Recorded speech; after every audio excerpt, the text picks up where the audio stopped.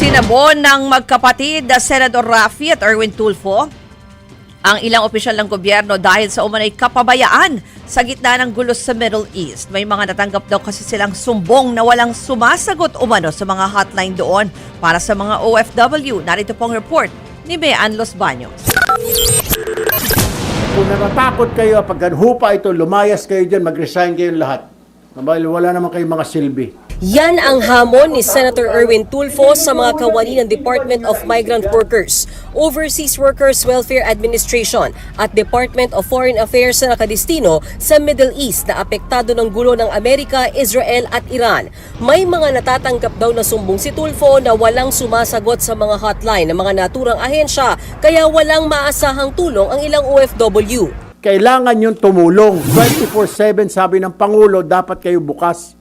Hindi yung, kung hindi pa tatawag dito, kung hindi pa tatawag mga senador, tsaka pa lang kayo bubuksan ninyo mga telepono ninyo. I understand, natatakot lahat po tayo. Pinili nyo ho yan eh. Hindi ba ninyo naisip yan? Yan ang trabaho na pinili ninyo, so panindigan na ninyo. Bago yan, magkasamang dumalo sa pagdinig ng Senate Committee on Migrant Workers ang magkapatid na Tulfo. Binasa ng chairman ng komite na si Senator Raffy Tulfo ang mga reklamong natanggap ng kanyang opisina mula sa mga OFW. Ang sumbong nila, nauna parang umabsent at magtago ang ilang staff ng DMW, OWA at DFA sa gitna ng giyera. Dito nga sa Bahrain, may advisor sila na close sila bukas March 1. This was several days ago. Sino ang sasagot sa amin, mga multo ng OWA dito sa Bahrain? Ay Lord na lang, bahala sa amin. So ibig sabihin, yan nga po, marami ng ganun na nauna pang magsarado ang opisina ng OWA or DMW or DFA, nauna pa at mag-absent. Depensa naman ni DMW Secretary Hans Kakdak. Ang instruction po ngayon, all hands on deck. Those are my exact words. Everybody, walang mag-absent. Everybody should be there. Let's put ourselves in their shoes. Tatawag ako emergency, kinakabahan ako, walang sasagot, walang mapuntahan.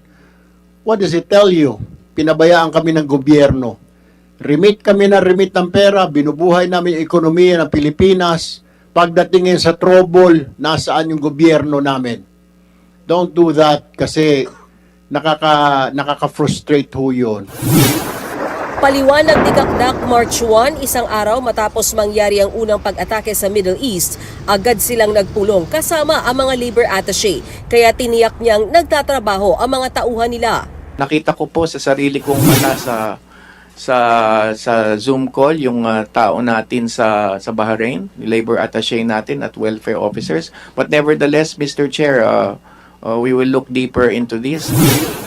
Ipinakita rin sa pagdinig ang ilang OFW na nananawagang makauwi na sila ng Pilipinas. Natulog ko sana ako makauwi na sa Pilipinas.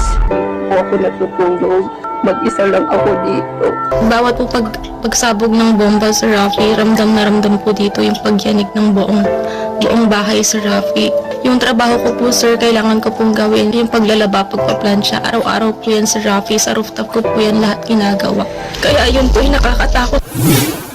Ayon kay Kakdak, tuloy-tuloy ang pagtulong ng gobyerno sa ating mga kababayan sa gitnang silangan.